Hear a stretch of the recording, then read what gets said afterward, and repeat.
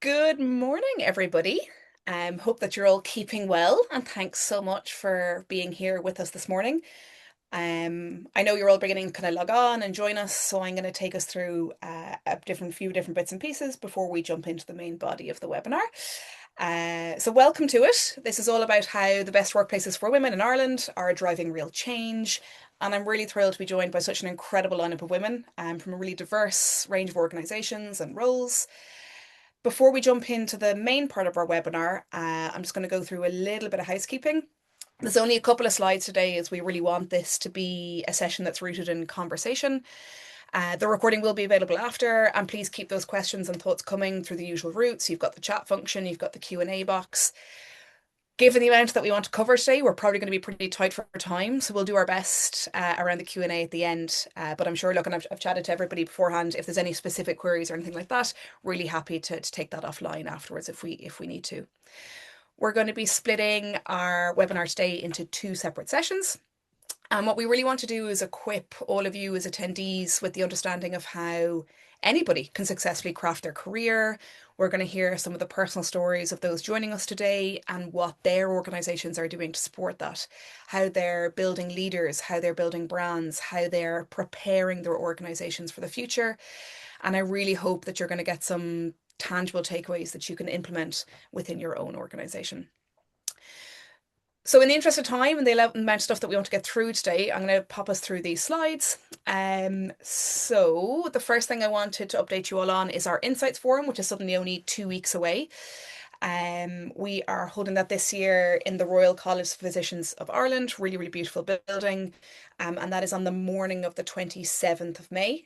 So really hope those of you who are on the call are already joining us. And if not, there's a QR code there you can scan through to register. There's various kind of offers.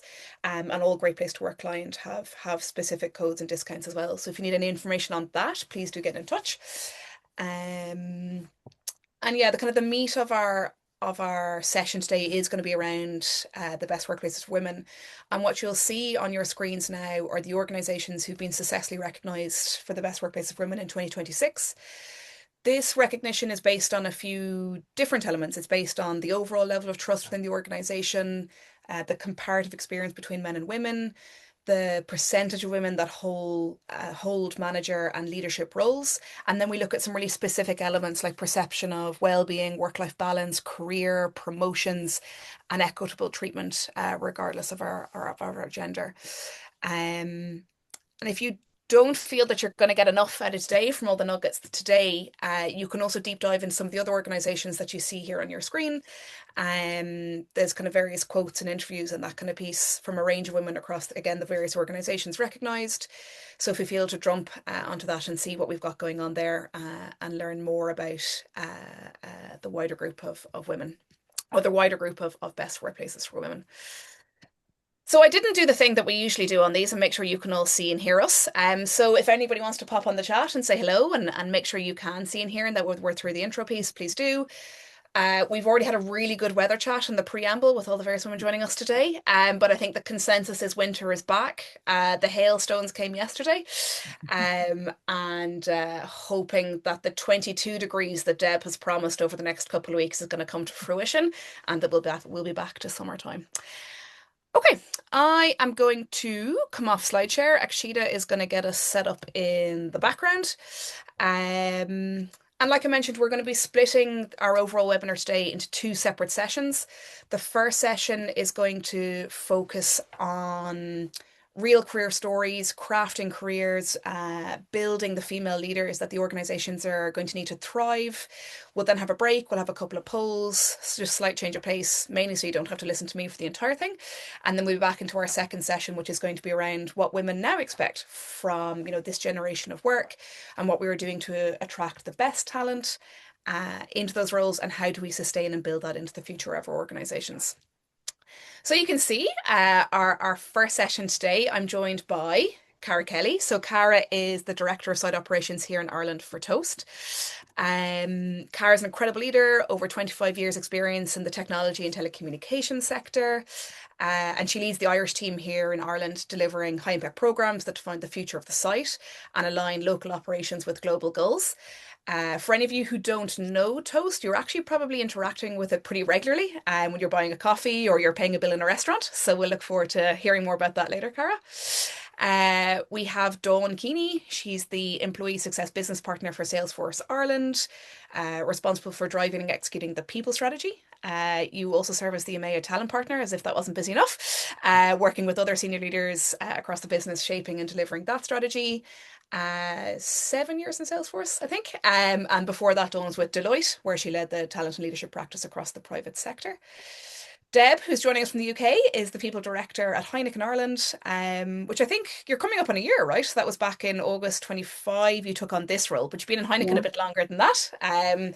So 11 years, several roles across different countries, functions, people, supply chain, commerce, transformation, and then most recently the global director of learning. So really, really well placed to take us through this idea of leadership, development, coaching, and that future skills strategy. And then we have Tina. So Tina Kilbride, who's the operations manager at Aura Depot. She's told us she started back in the leisure industry in her teenage years, stuck with it, joined Aura back in 2011. Tina, that must make you about 21, does it, I guess? 21, That's 22 yeah, years old? Yeah, yeah, yeah, okay. yeah, yeah, Yeah, yeah, absolutely. Yeah. perfect. Really accelerated leadership trajectory. So across her time with Aura, Tina has overseen opening new pools. She's a swim tutor across the group. But I believe most importantly, she consistently comes out with some of the highest Great Place to Work scores across the group. And because we're all nosy and curious, I'm looking forward to getting to some of your secrets and how you build these high trust teams, particularly in an industry where you've got challenges like high turnover, young workforces, diverse workforces, right? So Yeah. kind of interested to get in underneath some of that. There's the whistle stop tour. And I think that's definitely enough for me. So I think what would really ground us, I guess, in this session and give us a sense of what we're going to be sharing today are actually some of your own personal stories. So, Cara, I might come to you first, right? And looking back over your own career, I'd love to hear a little bit more. How did you get where you've got to? Maybe some key turning points, challenges, opportunities. Yeah, so tell us a little bit more about how you've got to where you are today. Sure. It's funny. We had a chat in work yesterday about this. We had an unconventional careers path chat panel. So I think everybody's career path is really kind of unconventional and a bit of luck along the way. So I guess I studied international commerce with Spanish in UCD a long time ago. And then I went on and did a master's in Carysford. And at that stage, I was kind of making a decision. I loved marketing and I loved IT. And it was kind of that pivotal moment where you go, okay, which am I going to do? So I picked management information systems, so kind of the IT route. I loved both of the lecturers, the key. That was really my decision on both. So I've always kind of had that love of marketing-y kind of hospitality as well. And my parents owned a restaurant growing up, so that's kind of how my whole world has sort of come together. So I guess over the years then I worked in like my first job was for Kindle banking software. Lots of people like would have started there. They do a lot of banking software work across the globe. And so they would send you to, developing countries. I think I was sent to Colombia, Oh, Nigeria, Kenya, Botswana. So really amazing first job experience. And what I found in Kindle is this started sort of my career path of networking. It really, Kindle, the people who work in Kindle, because you're sent to these sort of unusual countries and developing countries, you build these really tight networks with people. And I think that's been, if I were to step back and think about my career from start to finish, it's networks. And it's sort of who I knew. And every role after that pretty much was a referral from somebody. And I think for me, that's just key to my success and my career. So like I went after that, I think I went to it was NTL at the time, now Virgin Media. And it was funny because at the time NTL were a cable TV company that weren't doing great. And if you told anybody, like including taxi drivers you were working for NTL, you just got killed, by everything. It was that got it in kind of the ear for the next 20 minutes. yeah, Yeah. like I was just like, oh God. And then my mom would like anyone who they knew was having cable TV problems, direct phone call to Cara. And it was just like hard. So I think for me, I'm always been customer focused. Like for me, I think it's growing up in the hospitality industry. Yeah.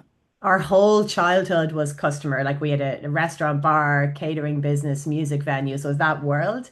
So going into these companies that were kind of utilities, so I was like, cable, then broadband, mobile phone technology sort of companies. who are very customer focused, but also very keen on getting money out of customers is a little bit difficult for me. So, big change in my career. We took we took a year out actually, went traveling. So that was a big change in my life. We just sort of said, let's change the system, take our kids out of school, and off we go. So they were 2, 5, and 7, slightly mad, very mad to do, but very amazing. When I came back, it was kind of hard to get into, to get back into the zone of work because we quit our jobs, sold things, and like, but I actually got an amazing job in Three as a contractor, and I worked there for a while. And I had these contract roles where I'd kind of have breaks. So it gave me that sense of work-life balance and what I really was interested in life. And then it was actually a network again. One of the people I'd worked with and really admired in Irish Broadband had changed his LinkedIn profile to say he was VP of Engineering at Toast. And I was like, what's Toast? Hadn't a clue. This is like 7 years ago. Like nobody knew what Toast was. Now it's sort of the brand is getting out there. And so when I looked it up, I realized it was technology for restaurants, an all-in-one SaaS system and hardware. We build our own hardware for restaurants. And I was like, oh my God, this is like my whole world kind of coming back Like your together. Venn diagram overlapping. Yeah. Yeah, which I never would have thought. Like I never was interested in the restaurant industry because it's hard, Tough. it's Yeah. really hard to make money in. And I think that's what makes Toast special is that we want to make it better for these companies that have tiny margins. So I reached out to Robert at the time was his name. I reached out to him and said, "Oh my God, congratulations, sounds like a great job." And the usual in Ireland, come in for a coffee. And that led to like I then had a look at the job to see was there anything there for me, and there wasn't. And then we had a great chat, and then he was saying, "You probably know why I called you." And I was like, "Well, I was thinking you might want a job chat, but there's nothing there for me." And he said, "No, I think we can create a role for you." So like this is actually the way my career has been going. So I think it's really important to kind of build your network, Mm. keep that kind of connection with people. That's been pivotal. And then when I started in Toast, I was a senior technical program manager within R&D, so leading kind of large cross-functional programs. But I was the only person in Dublin. The rest of my team were all in the US. An amazing team, the best team of program managers I've ever joined. But it was hard. They were all in an office. I was on screen in Dublin, like really friendly bunch, and we got on great. And I got to travel over to see them quite early on. But actually, the big turning point for me was COVID, weirdly. Mm. When COVID hit, we all worked remotely anyway. We could go into we were office based, but we were all on Zoom all the time because it's a US tech company. Yeah. So, but when COVID hit, suddenly everybody was on Zoom. And for me, that evened out the playing field with everybody. So that was my massive turning point in my career. I could influence much better because I was like we all are now facing the screen. Whereas before, I was kind of the voice trying to go, oh, and trying to butt into conversations. All of a sudden, you're talking to the CEO, he's on a screen, I'm on a screen, we're one-to-one chat. So that was actually Mm. massive turning point, I think, in my career. From then on, I was able to really influence and drive change on an even playing scale. Yeah, so it's interesting. So it still came down to that network. It was just the Yeah. leveling of that network because everybody was an equitable participant when it Yeah. went digital, so to speak, and therefore you could kind of still do that influence from abroad. Cool. Yeah, that was Yeah, huge, I think. Yeah. yeah, really interesting. Thanks, Cara. Mm. Dawn, what about you? Yeah, I have to say quite similar kind of themes from a career perspective. So my background's in occupational psychology, so I have a master's in that, and I started out in Deloitte Consulting, where went down quite a specialist kind of route in the talent and leadership space, working across org design as well. And after, consultancy can be quite a laddered, career pathway. And after 8 years, I was like, actually, I think I want to broaden out. And I remember I had a really good conversation years ago with one of the partners at the time. He was like, you need to think about your career as a T. It's depth, but it's also breadth. And I was like, That's you know clever. what? Now is the time to probably get a bit of breath. So I made the decision to move to industry into Salesforce, which was a very much a growing and is still a growing company. And I started out in kind of a little bit of a safe place, which was effectively almost working like an internal consultant. So I was still doing the kind of talent and leadership space, albeit in industry. But similar kind of themes with Cara, it's through the network and the relationships that you build that actually then made a number of lateral moves across. In Salesforce, we have a kind of a philosophy around careers, which is called career mosaics. So it's not just about the upward projection, it's about the breadth of experiences that you get that really build and create a career. So I started out working with small, medium businesses in the program space. I then moved to a global COE role. I then moved to emerging business operating unit, which was like a small kind of incubation kind of function for kind of up and coming products. Again, still in the program side of the house. I worked in alliances and channels in the global side. So you really went for breadth. Yeah. Every year. And it's interesting. And I think, Cara probably talked to it as well in terms of we don't have a role, but you could do this and we'll create something. In tech, things move so quickly. A lot of the roles that I was in didn't really exist 6 months prior, but because I had a network, because I was very well kind of connected, and I built a bit of a relationship with some of the functional leads, it was like, I remember my move into alliances and channels literally came off the back of a conversation with the COO going, oh, I hear you're doing some org design and change management. If you need a hand with anything, let me know. And then a month later, I was moved over. So it's amazing. Just a few conversations, having a bit of curiosity, asking questions and seeing, where you could potentially support creates a huge amount of opportunity. And then last year I made the decision, and this is kind of probably starting to be a bit of a turning point for me, to move back into kind of more the ES HR space. So back aligned to kind of what I kind of started doing. And I've been in the EMEA talent partner role for about a year, and I've just took on the HR lead for the Ireland site as of mid-Feb. So I'm a couple of months into that. I'm continuing on this kind of change, but I think that's what's exciting as well around careers, is the opportunity to do something different. And it really comes down, I think the more you progress, it's less about the kind of core functional skills that you have, and it's more about that softer skill. And I think we're going to see that become even more important as, AI and tech get a lot more advanced. And of course, going back into, or, pivoting around to a people role, having had your breadth of experience, you then have that understanding of what are we hiring for? What are we trying to find? Who's the right fit?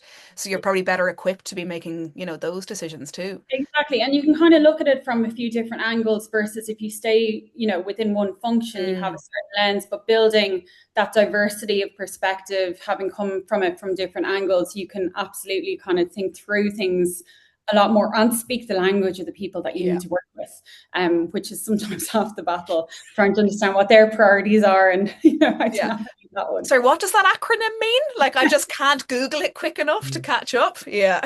Thankfully, in Salesforce, we have a glossary of terms, which is basically like a dictionary. So it's like, what are they saying?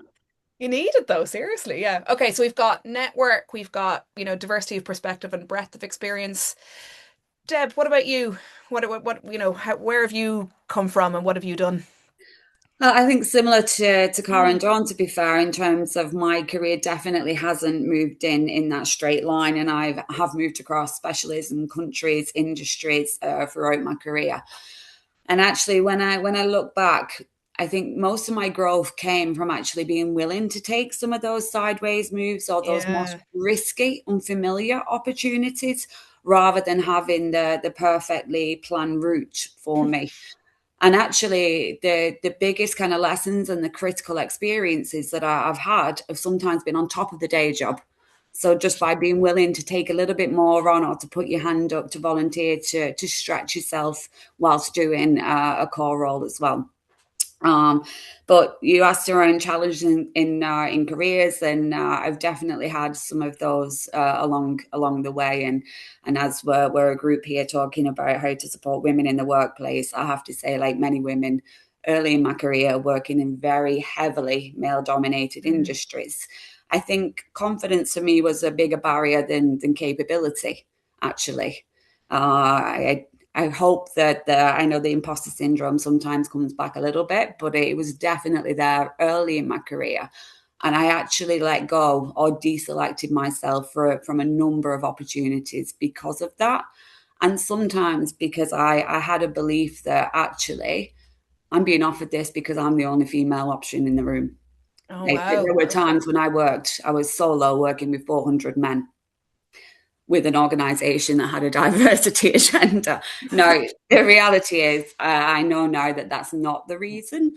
that I kind of was being selected or offered those opportunities. But that's how I felt at the time, working in that space. And the reality is that I stuck on the path finally in HR after transformation, after commerce, after supply chain, etc. Again, that breadth piece that Dawn, you did the broad strokes and then honed in. Absolutely. Yeah. Like I've started up a bread plant. Like that was never kind of on my wish list. I've run a transport operation. That was never on my wish list. I was a process engineer working on a paper machine at one point. Like that was never kind of where my career was supposed to go. But yeah, building that breadth actually then helped me recognize that actually the people function was where I wanted to be, because I can see across the organization. I've sat on marketing leadership teams, on sales leadership teams, supply chain leadership teams. So I got that end-to-end view of the business that really allowed me to say, okay, where do I want to grow and what are the opportunities that I want to take? So yeah, absolutely. I think some people believe that taking those lateral moves is a step back almost in your career, but it's normally the thing that can really accelerate you. I'm really struck by this juxtaposition between, you felt this kind of confidence miscalculation, and yet I've heard some of these risky moves that you've taken. So I'm like, this is interesting. So you were aware of that in yourself and yet still went on to take some of those, quote unquote, risk or squeezing the opportunities going for it, So feel the fear and do it anyway and all that kind of good stuff, right? And I think that's where as well the importance of leaders. So the critical experience that I've had, if I look back, I can think about each leader who gave me the confidence to take that jump. So whilst I built my own self-worth and my own self-confidence, I had a leader who was backing me along the way. And now I hope to be that leader who's also doing that for other colleagues in the organization. Yeah, and that pivotal central role. I mean, leaders define the experience for people, right? That is the day-to-day interaction. That is it. Yeah. Thanks, Deb. And Tina, yourself, I mean, as a high trust leader yourself, tell us a little bit about what was your own route up and through and your own role in Aura now. Yeah, like I'm working with Aura now 15 years. Yesterday actually was my Wow, congratulations. Yeah, so a long time now. But I started in the leisure industry like years ago when I was in college. I came from a swim background and did my swim teachers and lifeguards and all the rest of it. And, did it as a job for money while I was in college, and that didn't think any more of it really. And I've kind of gone a full 360 on it. I went off to college and did business and marketing and went off traveling. And I worked in Australasia for about 3 years, just in a sales company, training salespeople, and predominantly guys, men and everything. And I just had this a bit opposite to Deborah in a way. I had a naivety and I had confidence and naivety. I kind of, was asked to do things and I just go, yes, and I'd go and do them. And I hadn't a clue what I was doing. But it got me through a lot. And I got a lot of travel out of it at the time. It was brilliant. And I learned a lot, but I had a good manager that I suppose kind of, he gave, we're talking about people there that, you can think of that would have given you confidence and would have, kind of mentored you and kind of, led you believe you can do it, whether you didn't even believe it yourself or you weren't too sure. And so, I came back to Ireland. I went to London for a while, then came back to Ireland, and I found it really hard. I'm going back about 30 years ago. I found Ireland was you had to be in a box. If you were an accountant, people knew what you did. You worked over there. But if you worked in marketing and sales, it was so broad. What do you do? And it was very hard to get back into. So I worked, as a friend of mine had said, you always liked teaching swimming. Why don't you go back to that for a while? I hadn't done it in years. And I did go back to that, and I ended up then working with Total Fitness, which was an Irish company, and had 3 branches here in Ireland and 18 branches in the UK at the time. And I worked as a swim teacher and then went into kind of a swim co-role and then went into training, because that's really what I did. It was about training staff, and they had 3 sites in Ireland, and trained the pool staff and the sales staff as well about the lessons and how to sell them and what to say in the customer service and everything about that. And when they closed down, I got a job luckily in Aura in Drogheda, and I worked there as a swim co. And then the opportunity came up to run the site here in DePaul when it opened 11 years ago. So I opened it then for them. But the role, like, it's a bit about what you guys are talking about. It's the people that you're dealing with as you go along. It's the people that stick out, that mentor you, that give you the confidence or lead you in, like I suppose give you the tips and lead you in the right way that you remember. And that's kind of why I know I've stuck within Aura. And like talking about women in work, the women in Aura, when I started, there was predominantly all the operations managers were women. Most of them were. We were kind of the opposite. It was more, Yeah, the other way around. and Yeah. it was kind of great. It was great. It's leveled off now. We've 50-50. We've gone The inclusive. lads have catched up, have they, We've allowed Georgina? the men in. Yeah, no, we're 50-50 now. And with regards, workforce. And I just find, again, it's the people within the business of how they interact with each other, how they do with each other, and what you can learn from them that makes the difference. And I really think businesses are driven or should be driven through people innovation. And for years, we'd always been listening to all the other types of innovations of products in place and Michael Porter's 5Ps. But people, I think, is the one that if you have not so much the right people, if you get people in with a good attitude, you can teach them things and you can teach them and develop them into a good culture. And that has a knock-on effect then on your customers. And it's that knock-on effect then that grows your business. And you don't need to throw money at it. You just need to basically, know how to actually be a people person and know how to talk and deal with people. So yeah, throughout my career, that's what I kind of see from people that motivated me and mentored me. That's if they would have treated me or they would have, spoken to me. And I suppose I just bring that along the way in my work today. And it's a busy work environment. So yeah. Yeah, full on. As I was saying, you've got a lot of, the younger guys, you have a very Yeah. diverse group. And look, given the nature of the industry, there's a good amount of churn, right? So, Yeah. you're seeing new faces and that kind of thing. So in that environment, what is it that you think that you're doing that's really growing those high trust teams? Is there anything specifically that you think you're doing or, It's having an underlying culture. I know that sounds really corny, but like we're a small company. We don't have money to throw at this. We don't have employ somebody to look after, the great place to work on an annual basis. We all do it. We're all involved in it. And it's really having that like I have a lot we employ from 16. So we have a lot of kind of 16 to 25-year-olds and they're coming and going, they're in college and there's, their first time jobs. So there's a lot of mentoring. But I do think it's getting if they come into a job that there's a good culture in it, that there's a good atmosphere, that there's a good learning, that they can feel that they're themselves, they can feel that they can be themselves, and they feel confident and secure in that. And it's okay to make mistakes, and it's okay. It's an environment of learning. And I know that's not easy to make in all businesses, but with ours, with young people coming in, I think that's really important. And when they kind of see that, they can also see that we can have a lot of fun as well. But I just think, it's kind of developing that culture. So when new people come in, it's kind of already there. It's something that it's just it's the way it is, and it's all they know. Yeah, there's a way that we do things around here, and Yeah. we'll get you up to that level. Yeah, it's interesting. The kind of the common theme across all of you this morning is really this idea of your own agency, I guess, and how you've gained that, right? And I'm always kind of intrigued by, I think somebody early in their career are worried about how little they know, right? And how much there is to Yeah. gain and to get underneath. But then actually as we develop through our careers, you learn how much you still don't know, but your comfort with that increases because you're like, actually, this is going to be Yeah. okay. Yeah. And this common theme across all of you, the good leader, a great leader, a high trust leader has this incredible ability to unlock that for a person, right? To make that okay, to make that safe. A bit like a good teacher, right? Can make any work or subject rewarding, challenging, interesting, fascinating, right? And Deb, I might come back to you because I know you talk a lot about this idea of leadership development as such a powerful lever for the organization. Do you want to tell a little bit about, what is it that Heineken does and what they're looking at in that space in particular?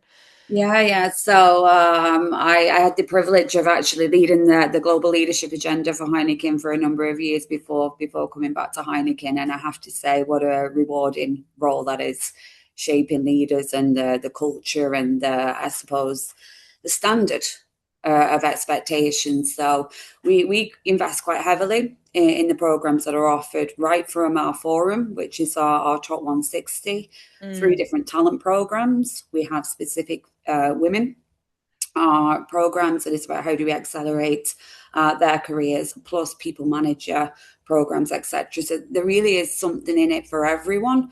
But what's important with it is that it follows the same themes around what is the expectation of what great looks like as a leader, and then what are the consistent tools that you can use, like having your back pocket ready to pull out at any time to put into practice. And they're the same tools, no matter what level you're at normally, whether it be great coaching, the ability to give feedback, to show up as your most authentic self. That's what a lot of our programs feature around, more so than the functional competence, because it's normally that leadership, the element that's really going to give us an edge. Yeah, okay. So a bit about, Dawn, I think you were saying that earlier, that kind of, the operational, functional, transactional, fine, but what are these value add skills as leaders that we can bring? What does that look like? And a little bit about that design process, Deb. Did you have to take it from scratch? Was there some stuff there? Was it putting a framework on it? How did that actually happen? So to be honest, when I first came into the role, we have 90 different operating countries within the Heineken Group. And we are quite a decentralized organization where everyone's had the opportunity to do their own thing. Now, that means we're all developing to different standards, and it creates a lot of waste and duplication in the system. So actually the job to be done was actually creating this framework around what are the specific design principles now that will go across the programs. And then how do we bring that to life at different levels in the organization for a consistent standard? So that's what we introduced, programs, excuse me, at each level that had a consistent global standard, but we call it the global flavor. So you can add a little bit of the, excuse me, the local magic, so it feels really relevant to what you do. And also making, one of the biggest things for us was, how do you make those programs equitable? So gone are the days where you're going to be investing millions and millions in them programs every year. That's not a sustainable solution. But how do we actually train fantastic leaders in the organization to roll this training out so they can own the programs locally, and it doesn't feel like a huge investment, but just something you can pull out and put into practice quickly, like a plug and play. That's really interesting. So you took something that was probably very organic in flavor, very locally led, driven by local business need, attempt to centralize, get a bit of consistency, and then also still allow that localized, sorry, I can't remember the phrase, Global. Yeah.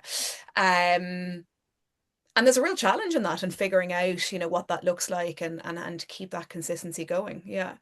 It's a challenge, but actually what you find out is we all think we're really, really different, but actually we're not. No. And great leadership, whilst there are cultural nuances and different practices that might be in place, good is good.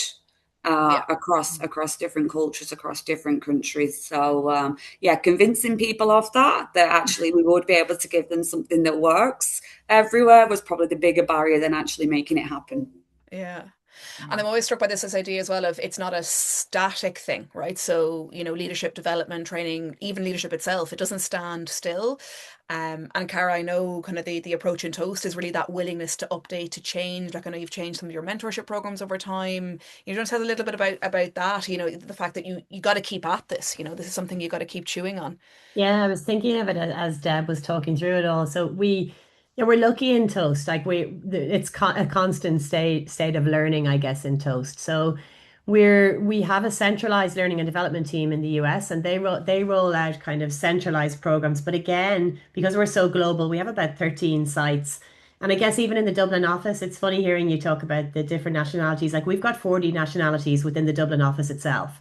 So like, out of the 420 staff there, 40 nationalities represented. Only last week I flashed up a slide, and then somebody came to me afterwards going, "You're missing Bosnia," and that's where I'm from. And I was like, "Okay, Cara, how dare you?" I'll get you in. So like, it's very nuanced on how we do things. But Deb, you're completely right. We're all the same. It's really lovely. Like, it's actually quite joyful to see how we all interact. Everyone wants the same thing. Everybody wants psychological safety. Everyone wants to have fun in work. Everyone wants to enjoy what they do. Everybody wants to collaborate. They want to be like sound and nice to each other, and we're all the exact same. So yeah, we've lots of different mentorship programs, and we have a thriving female community. And I love Glocal, by the way, Deb. I wrote it down. I'm totally going to use that because that's what we're all about. So we have it's called Toast Her, and Toast Her would be global US, but then we have Toast Her Ireland, Toast Her UK, Australia, India, different branches. And then within Toast Her, we have mentorship programs, and they take many forms. So in my sort of 7 years in Toast, I have been a mentor. So I've had, one-on-one mentorship relationships that would either be through Toast Her or R&D. We also do R&D mentorship programs. And that's where I'd mentor one person. And what I found was you learn so much from that individual. It's actually like as a mentor, you're actually learning loads as well. Like it's just a That really reverse nice piece. partnership. Yeah. Yeah, it's amazing. And then we also, at one point, we had too many mentees, too many people looking for mentors. So we did a really interesting thing, which was the mentorship circle. And at that time, I got two people from India, one from our Chennai office and one from our Bangalore office, and two people from Dublin. And we had a mentorship circle where I was the mentor for a group of four. Now, that was really nice and really interesting, and something I'd really recommend people try because it took a bit of pressure off me as the mentor to kind of have all the guidance. We were all guiding each other. And it was really interesting to kind of build a level playing field. They were all engineers. So they all, had that similarity. So they could talk about their engineering practices. But it was great because we learned an awful lot actually from the India team. There was some fantastic, processes that they were following that we were kind of saying, okay, we'll adopt that in Ireland. And then vice versa. Like, I think what we were able to help them with was kind of the confidence, the selling yourself, and that working with the US, like there was just different nuances within their culture. So we had like, it's really nice, I think, the way the opportunities work. But then in Toast, people are so open to helping each other. It's that whole hospitality industry. A lot of us come from that background. We all kind of want to work. So even last week, we had some of our top leaders in town, the whole top leadership team, and very senior GMs. There's one that I really admired. And I just said to her, listen, can I have a quick mentorship chat with you? And like, no problem. Like, we had a chat for an hour, highly impactful for me. She's the kind of person I want to strive to be, really fun, really sound, but so accomplished in her career. So like, I think you have to, Irish people aren't very good at asking for mentorship. We're hopeless at it, actually. It's not really in our culture.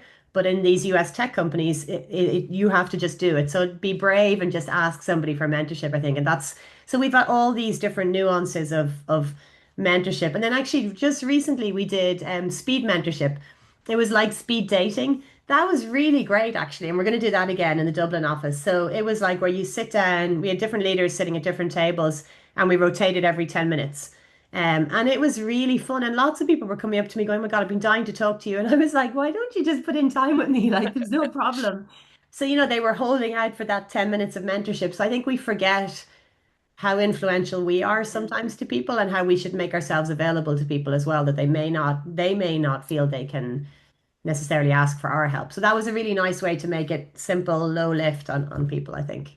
Yeah, brilliant. And like that inbuilt flexibility to meet the need where it is right now. So maybe somebody Yeah. needs longer or shorter, but to go and ask. And look, I think the one thing I always qualify in all of this, like when we talk about, the fun and all the rest, like there's also some really serious hard work going on, right? So probably part of the reason is I don't know when to get the 10 minutes, right? And Yeah. actually we have to be very intentional about allowing ourselves the 10 minutes, the Yeah. 15 minutes, the hour, the ask. And people can always say no, or not right now, Yeah. or whatever it might be.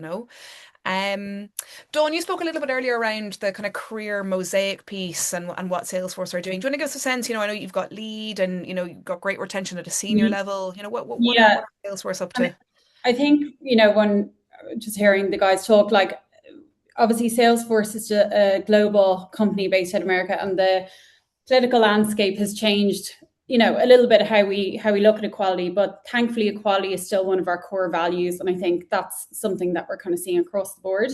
So we have a couple of kind of key initiatives underway. So we also in Salesforce, if it doesn't get measured, it doesn't get done. So what has happened is, a couple of years back, we saw a gap, particularly in EMEA, around the director, senior director plus women population, and, not seeing a kind of a spike in attrition. There's a bit of feedback in terms of that kind of glass ceiling, where to from here. So we run a lead program. It's called Lead. It's for director plus, more director, senior director women.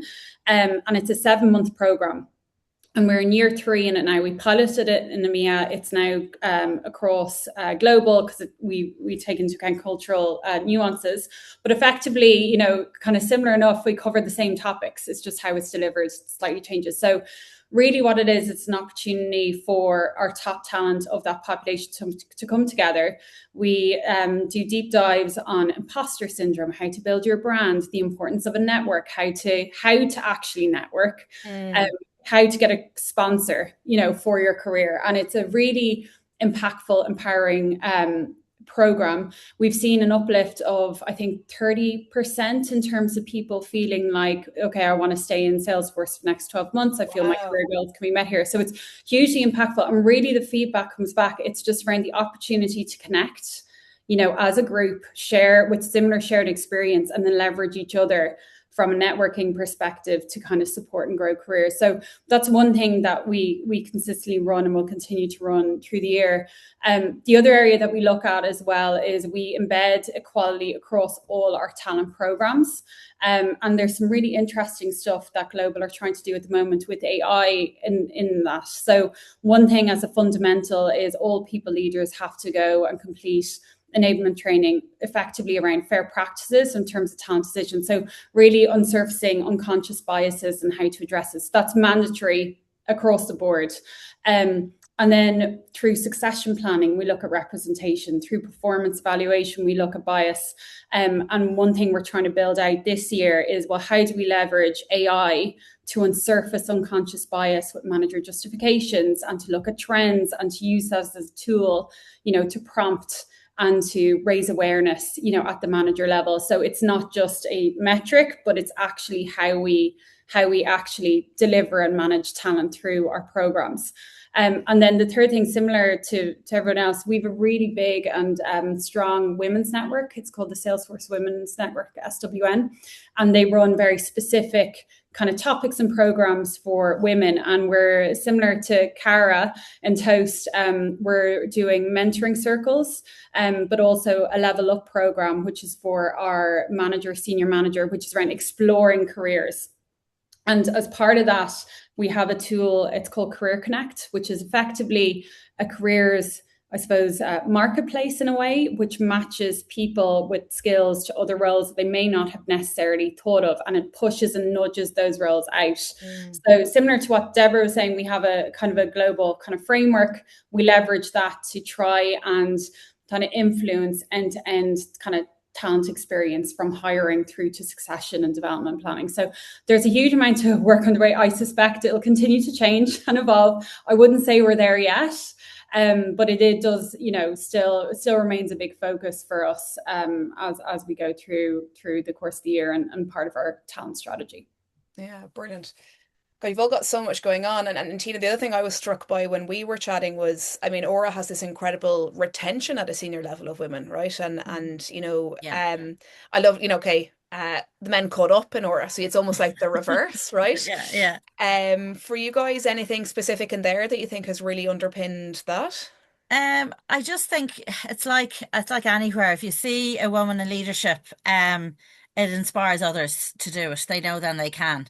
I think we're seeing this in sport now in Ireland, you know, like where they actually see the team out there. And like when I started into it, there was, as I said, there was mainly female operations managers. And I think they kind of drove what was going on in the business or across the sites. Things have changed now, like, you know, it's now 50-50, but even within our sites, we've a lot of women coming through. We've a leadership panel, which we develop basically people into leaders. Most of our managers have come through the leadership panel, which is great because people can just develop their career within the industry. And we have like a full training program for this. But, you know, even from like, as I said, our workforce is very, very young. And, you know, we'd have on most of the sites would have probably a 50-50 split, even on male and female in there. But it is like seeing that person in leadership, or when I arrive around to different sites, I do training for swim teaching, that, you know, in other sites, they're able to see a woman coming in here doing the training. You know, it's not always, I suppose, the guys, they're seeing somebody in that role. And I think that influence, especially the younger generation, whether they're saying it or not, they kind of can appreciate actually seeing people in the role. And I think that makes a huge difference. Yeah. Yeah. Deb, I'm going to steal your language here that we were talking about in one of the pre-sessions. That representation is such a powerful signal, right? Representation and Yeah. leadership sends a signal across the business, down the business, up the business, the whole way. Ladies, I can't believe it. We're going to have to start wrapping this up, right? So, okay, a couple of key takeaways from me. The power of your network. Okay, so I think everybody walking away today should be thinking, how am I building that network? And it's really interesting. I can see the two questions coming in, from a smaller organization, what are those opportunities? And while there are a lot of external bodies that do this, it does seem that there's a little bit of a gap around this, right? So how do you get access to leaders if maybe you're in a smaller organization, or how would you set up those conversations?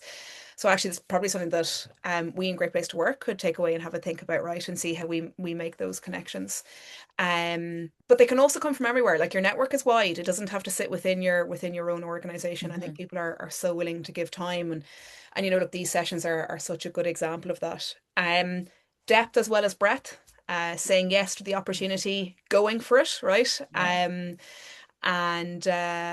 And yeah, that when we have had the ability to forge a career that maybe we didn't expect, that we also figure out the ways to be able to give that back and do that, within our own networks, and then within the scaffolding that we're creating within the organizations we're in.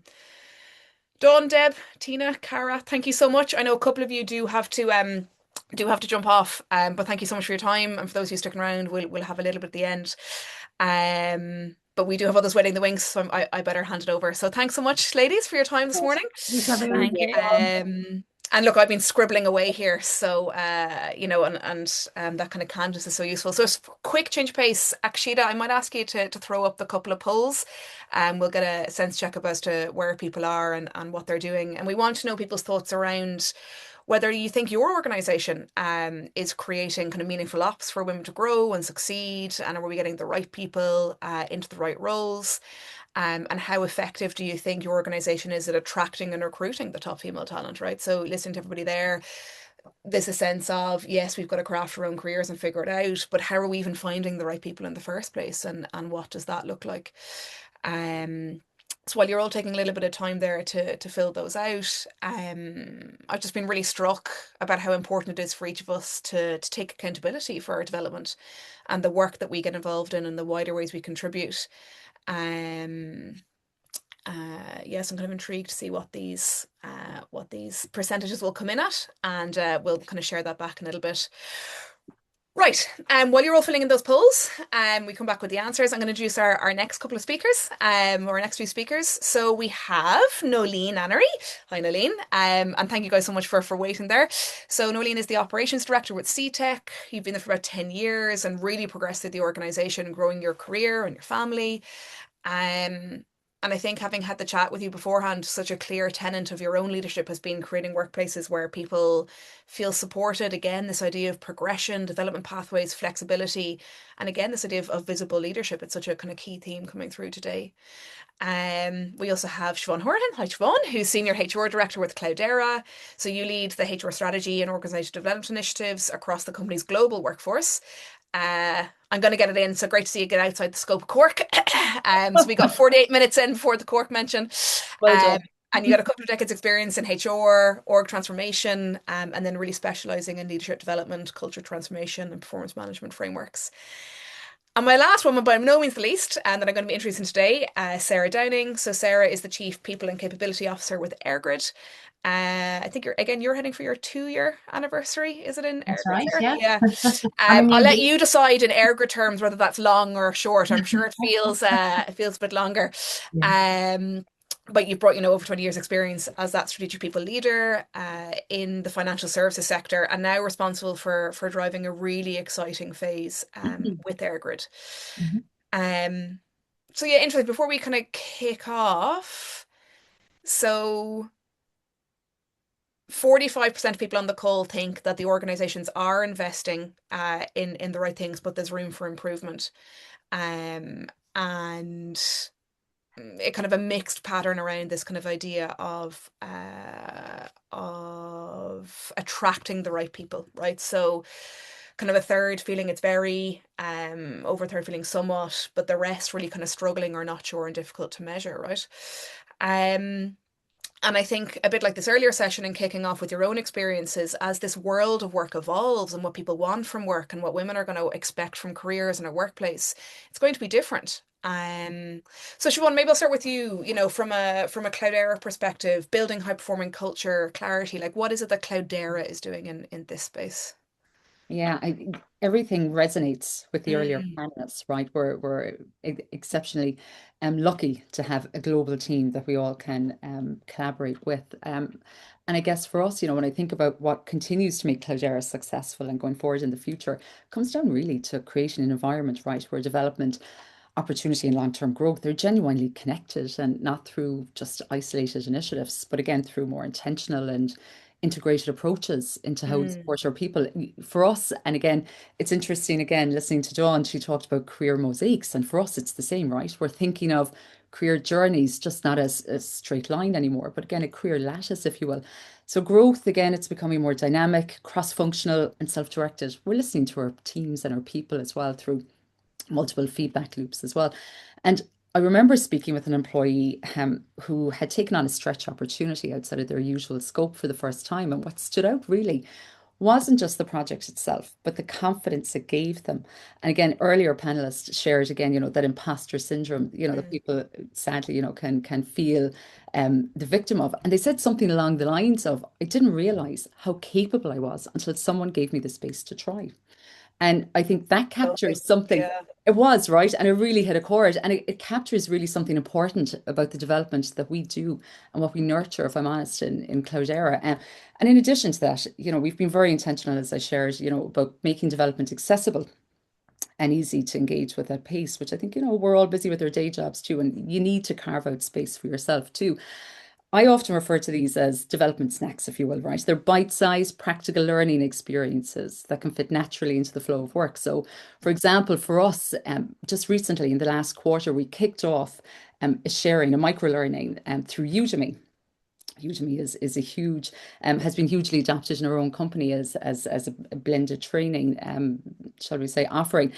And what the Udemy course is, it's better in 30. So basically, it's how to own your career. It's short, but really, really impactful. And it's a session focused on mindset, ownership, navigating your career growth with confidence. And what's really important is what's happening behind, beyond everything from learning and development.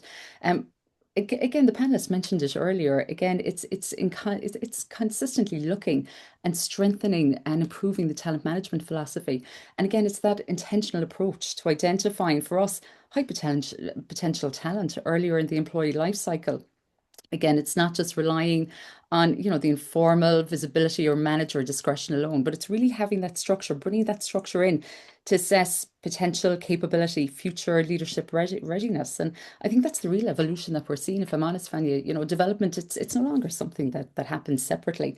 Again, in that once a year program, if you like, but it's dynamic once a year in that review cycle. And that for us has, it continuously is a game changer. But again, that's what we keep the focus on. Yeah, that kind of future readiness piece. And it's also that piece of sometimes you're in the future before you've even realized, right? And it's like, I'm now applying learnings that I picked up a few years ago or picked up from somebody else. And only like yourself and your own trajectory, right, through CTech is probably actually a really good living example of that, as you made your way through it. Yeah, and it's interesting listening to the last speakers because snippets of their journey kind of encapsulates my journey. So I'm with CTEC 10 years now, and previous to that, I would have worked in the financial sector, mainly in banking, and through that period of the good times of banking, and then seeing the downward the downward trajectory. And I finished up in the financial service. I was actually made redundant from that role, and it was time then to kind of look and do something different.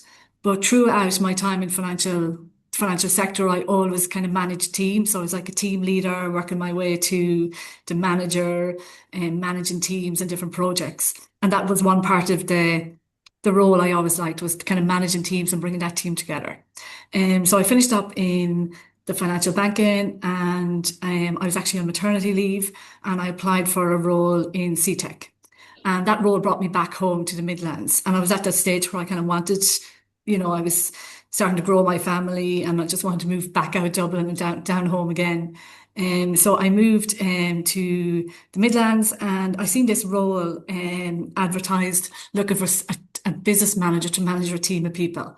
And the role was to help support people back into work. And it was a new initiative, a new concept where this company was delivering, CTEC was delivering a contract on behalf of the Department of Social Protection to help people get back into work.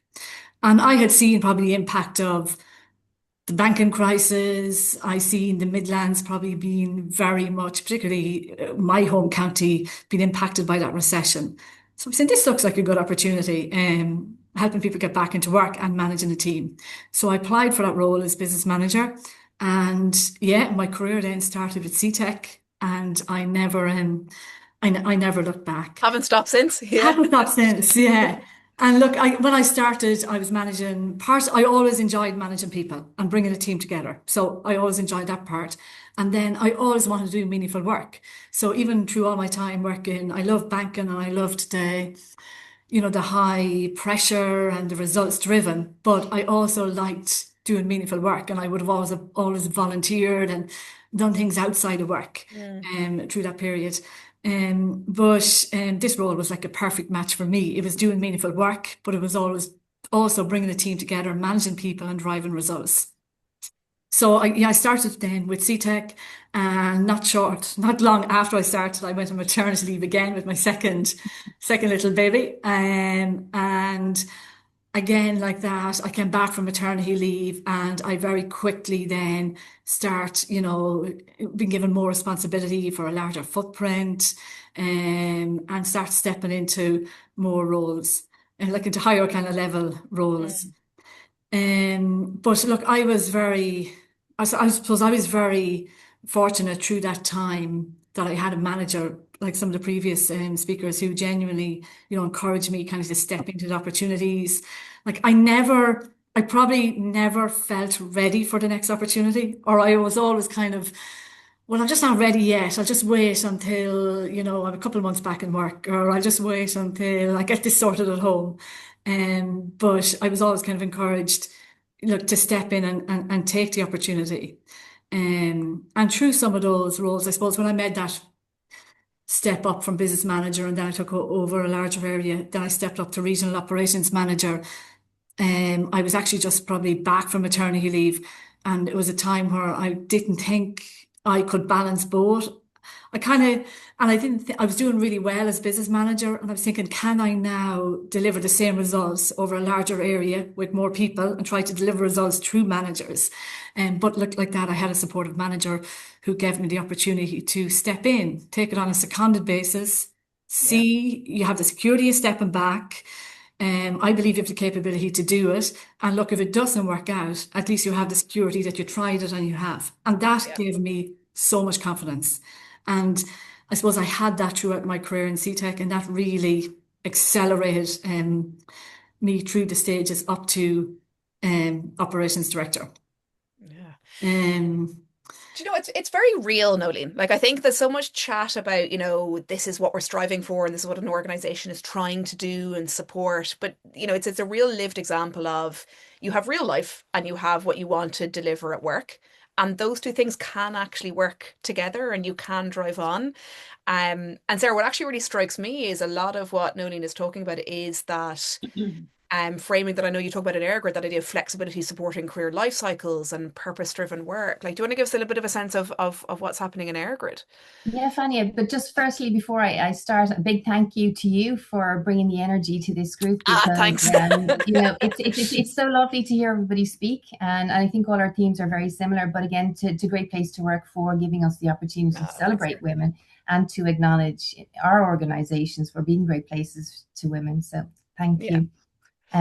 But for us, it's all about, bringing women to an all-male workforce is a tough thing. So traditionally, work would have been mainly male, and over time, that dimension has changed. So what we've been trying to do is to bring flexibility into the workplace to make it more adaptable and family friendly for women, in particular, but for all our staff. And we in EirGrid, we are basically an engineering company, and that mainly is a predominantly male-driven organization. So we are very, very much looking at bringing flexibility in terms of the frameworks we put in place, bringing flexibility in terms of the policies that we put in place, and then role-playing our female leadership as ambassadors for the generations behind us.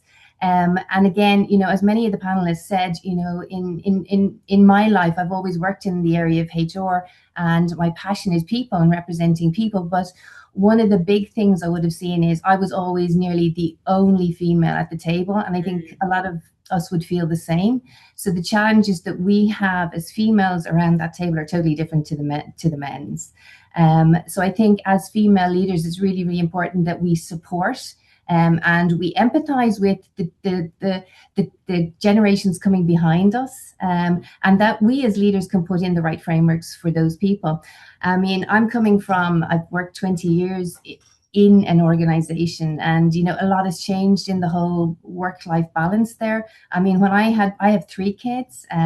Today, I'm thinking now my son is graduating from secondary school. I'm saying, oh my God, should I be here or should I be at home? And, I am there going, I represent every other female who's thinking something similar at a different stage in their life, whether it's their parents or it's their kids or it's play school or, and I think it's really, really powerful, as many of our people said, to see a female leader saying, well, the WhatsApp is going off, somebody wants Revolut money and I'm here on a call.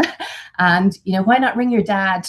Contact your dad instead of your mom. But the mom is always, the go-to person. So I think that's what we as female leaders are trying to do. And obviously open growth channels and networks for the women behind us. Having understood what it's like to go through an organization career path.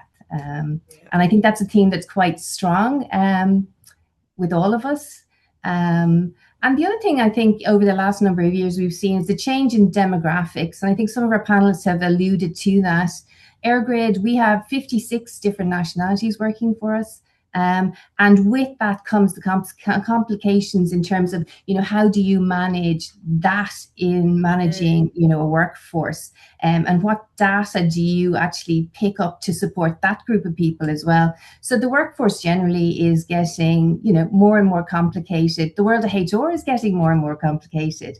And ultimately what we're trying to do is build a really, really great culture for our people. And I always say we invest in our people, but I think investing in our people is not just financial. It's what so many of our people here have been talking about. It's the mentoring, the coaching, the supporting, the being the ambassador, and just showing a bit of empathy to the next generation, pushing them along. Because again, it's never a right time for anything. A lot of the females that we try to actually, bring through in the organization, they go, oh, maybe it's not the right time.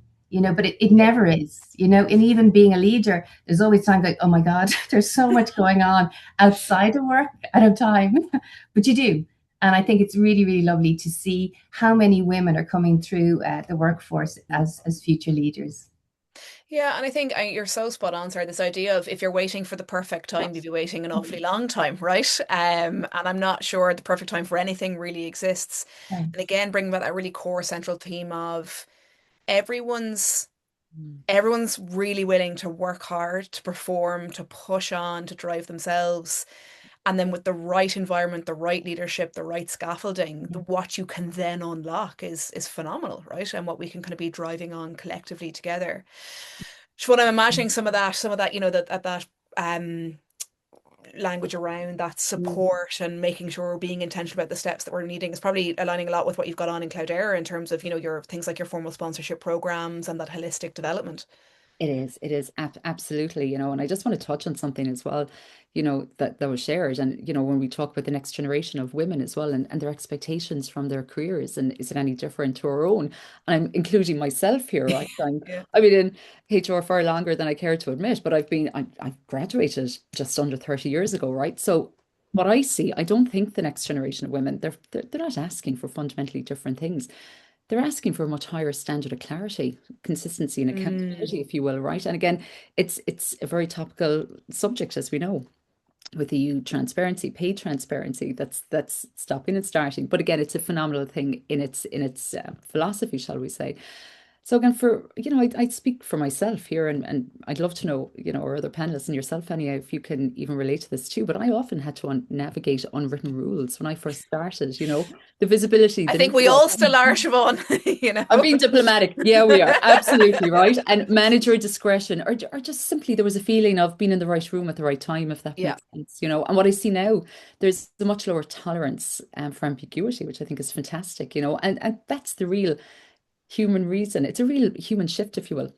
Again, I remember speaking with a woman again earlier in her career, and she said to me, I don't need special treatment. And this is when I was way back starting off in HR. And she just said, I just want to know the rules of the game.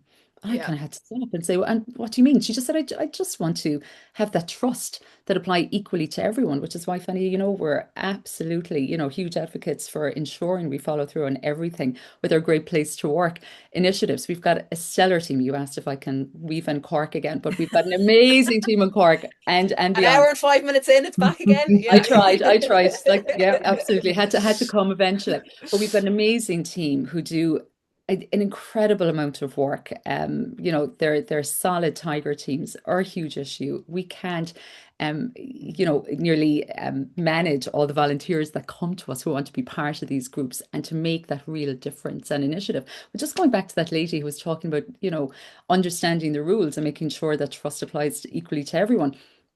Again, it captures really what we're looking at here in Cloudera as well, and what we see is just ensuring that fairness, consistency, that people can feel it all around them, and that performance will be recognised just on, who or that level of kind of colloquialism, if you like. And I think all of us, perhaps, as women, again, we may have experienced, men too, of course, moments in our career where that trust has been tested, moments perhaps where we've looked around the room, realised opportunities, distributed informally, if you want to say, or maybe someone equally capable quietly stepped back because they couldn't see a sustainable future, again, in the company that they were in. And again, somebody else mentioned it here again in the panel, everything kind of resonates. What I see in the next generation, they're far more willing to question, as you should, right? And less willing to accept that's just how it works. So again, it's all about transparency around progression, clarity around expectations, if you will. And the reality is this shift, it's not just benefiting women, as I said, this is again making organizations becoming clearer and fairer and more intentional really about how talent is developed. And that's the real evolution, that I'm seeing, particularly, in our industry at the moment. And again, what's great, when you make the rules visible, consistent, we have an equitable environment, if you will, for everyone, which is exactly what we want. Yeah, and I suppose it's again one of those interesting, I know I've used the word juxtaposition already today, but this idea of, make sure you're really building that network because the role may not be there yet. And on the other hand, you're trying to do this thing around we want to be clear, we want to articulate what the expectation is, what great is. And organizations have an interesting time balancing those things, and going after that transparency and going after that clarity. And often it is centered around those core elements. What are our comms practices? What are our recognition practices? And what are our development practices? I mean, Nolene, I know you've got some good stuff in going on in CTEC, don't you? You're like your Employment Advisor Excellence Program and various. Do you want to tell us a little bit about what it is that you do there? Yeah. So our Employment Advisor Excellence Program. So this has been one of the most impactful initiatives we have developed in CTEC, and it has definitely helped us kind of attract and retain our advisors. So back in about towards the end of 2024, we developed our Employer Advisor Excellence Program. And that program was developed directly from our colleagues' feedback. So following our Great Place to Work surveys, we go out, we meet our teams, we look where we're doing well, where we can improve, and we listen to the feedback. And one thing that constantly came up in those results was we have a very flat structure, and we had to recognize that. So there's not a lot of opportunity like to step up into roles or to move up within the business. So we designed this program around our employment advisors, and they make up the majority of our staff. And what we did was we tiered that role. So we had like associate, practitioner, and lead, and we tiered that employment advisor role. And we designed it in a way that, as Siobhan was speaking, there was clarity around progression, clarity around performance, and you could develop within that role. So you could join our organization and you could progress within the role, within that role. And that we have that in place now since the end of 23, 24, and it has had a huge impact. It has a huge impact on our colleagues and our teams, and they now can clearly see when they join the organization what growth looks like within their role. They know what they need to do to move to the next step, and they know within 2 or 3 years where they can be.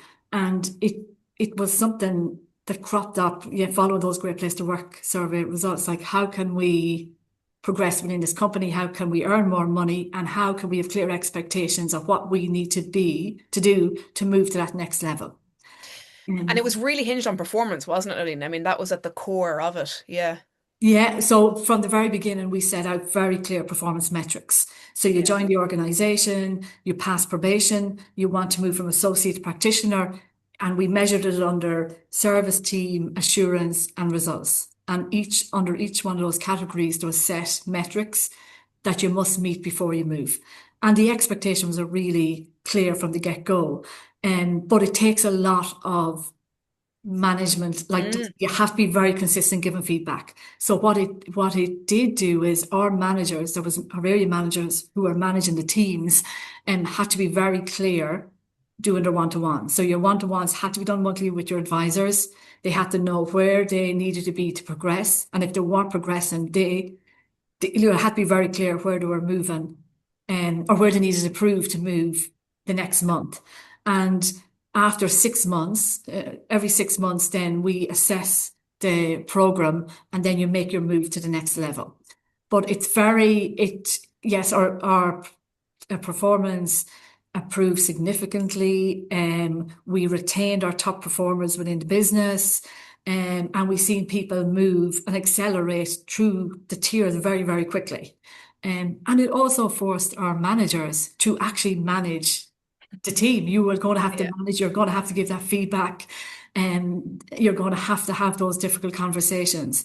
So it accelerated our managers as well, because they had to start managing their teams more closely, and it was very transparent to us at a senior manager level if it wasn't being managed.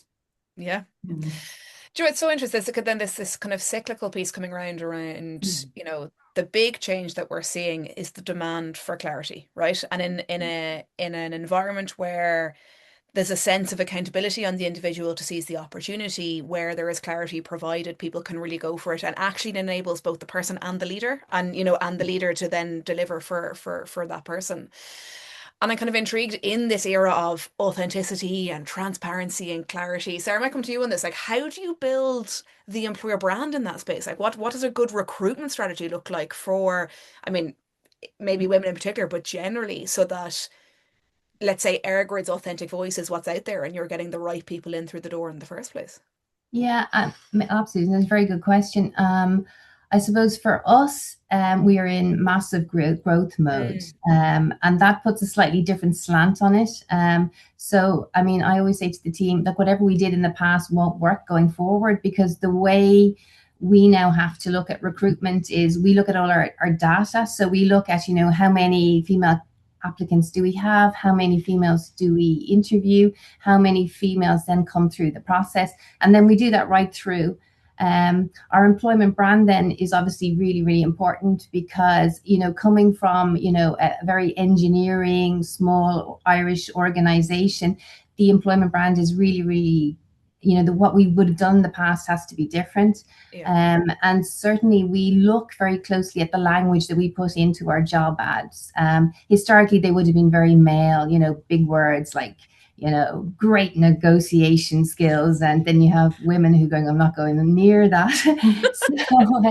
Even though it's what you're doing with your parents and your children every day. Yeah. You don't have to be the loudest mouth in the room, to be really talented person. So We've neutralized a lot of the language in the Okay. job adverts we've had. Another thing we've done, which again, you may typically see, in infrastructure, you see the males with the hard hats on. So a lot of our visuals that you will see now in our employment branding and in our job ads are, diverse. It's the females in the hard hats, etc., etc. And we just sometimes fall away from that, and we have to pull ourselves back. It's very easy to get two guys on a site, with hard hats. It's probably more, impactful to have to go and get the woman into the photograph. So a lot of the stuff that we do is really, really behind the scenes and really, really driving fairness in our processes and, measuring. And again, it won't get done if you don't measure it. So we do measure it, even from our grad programs, and probably starting with a grad program, I think is a really good one to start with, because you can really drive the future in what you bring into the organization. So we strive for 50-50 in our grad programs, and some years it wanes and some is slightly off, but we really strive for the 50-50. So again, the future generations will be more 50-50 than the historic ones. So it's really, really lovely to see it, Yeah. So it's language, it's imagery, and it's starting early in the talent pipeline. So, this is identifying, we know we're going to have these gaps. We know we've got to go after growth, and we've got to get in and behind this. I And it's a remember, slow burn. These things, they're journeys. And, sometimes, we're all trying to do, to get the right thing. But, I think sometimes the best thing to do is to stand back and say, actually, where we want to go. And, are we all pointing in the right way? And that's really, really important. Yeah, it reminds me of chatting to Adele from Unum last year, and they're based out of Carlow, and they knew they had to go in at a secondary school level. Like if they wanted the women in the roles in however many years' time, that's where it had to start. And this idea of bringing their customer experience guys and their people teams together to build the persona. So, not that gender becomes irrelevant, but it almost does, because we're getting in early enough that people can see that route for them and see where that gap may be that they could fill. And then the other thing, we've looked at is, our people frameworks, the types of contracts that we offer. Historically, they would have been, 37-hour weeks, 5 days a week in the office. And that's all turned around now. So we are hybrid working, where people can be in the office a minimum of 2 days a week. And we have this flexibility whereby, you can come in the morning as late as 10 o'clock and then leave as early as 4 o'clock. So it gives, this whole work-life balance feel to the organization. And that is really, really powerful, I think. Yeah, and again, I think what the message it signals is there's not somebody screaming in at 1 minute to 9 because they're the ones that are permanently under pressure. It's actually anybody could do this for any range of reasons. This is just how we do work around here now. And it levels, I mean, back to, I think about Cara earlier, like suddenly everybody went online, that leveled the playing field. But all of these various things, as you say, build over time to send a signal of, we all want to deliver really good work. We all want to perform really well. The conditions where we can do that may be slightly different, but if we've all got a variety of flexible things that we can opt into, then actually everybody's going to succeed better together. Siobhan, what about you? I mean, I know there's lots that Cloudera are doing in the space as well. Flexibility, psychological safety. Anything in particular you want to share in there? Yeah, hugely. I mean, for us, I guess, when we think about women and development initiatives and, how are we improving the space for the outcomes and everything else, honestly, we move beyond simply measuring participation or activity. Again, similar to what Sarah just said, for us, the most important question is constantly to reflect and ask, are women truly experiencing the organization differently over time as a result of these efforts? And it's through surveying and so on that we can actually see that difference happening. And one of the clearest indicators we've seen come through, it's that relationship between flexibility. You mentioned it, right? Us ourselves, we offer 3 designations of work styles. So you've got fully remote, you've got hybrid.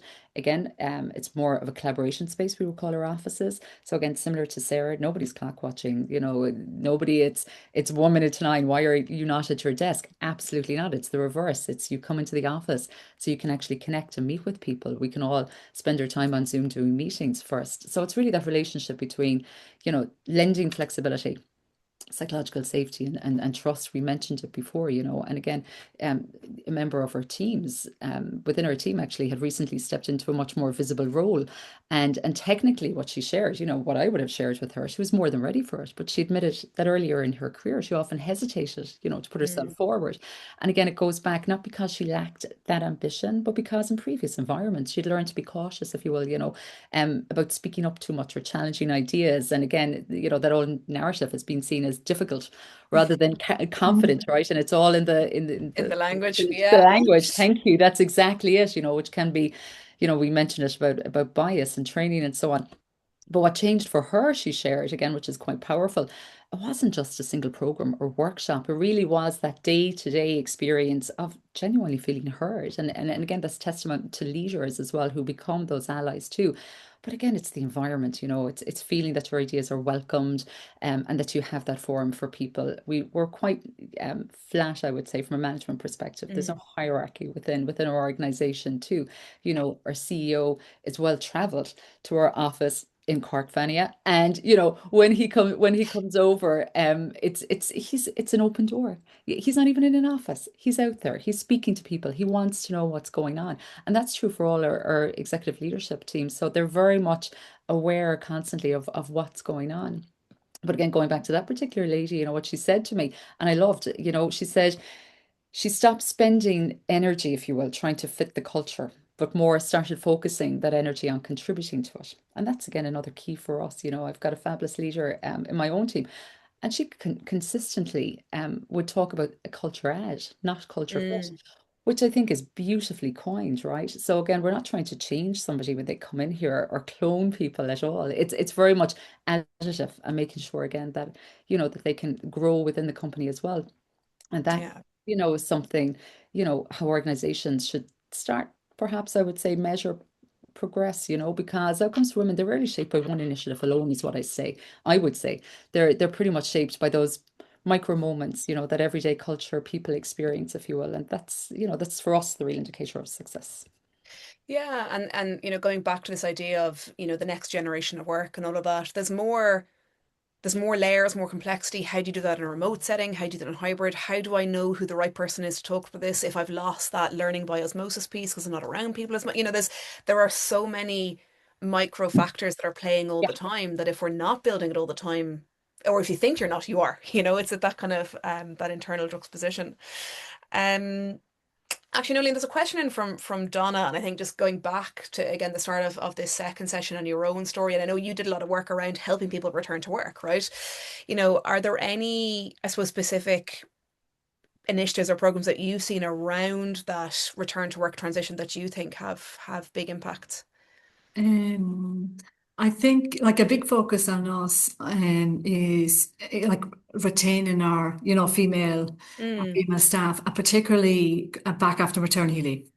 Yeah. So like that return to work from paternity leave and measuring that our staff are coming back after maternity leave and putting in flexible working, arrangements for them and supporting them. And that's a big thing for us. And it's great to see like we have young female staff and they're coming back after maternity leave, and it's brilliant, and we're able to offer those flexible working arrangements.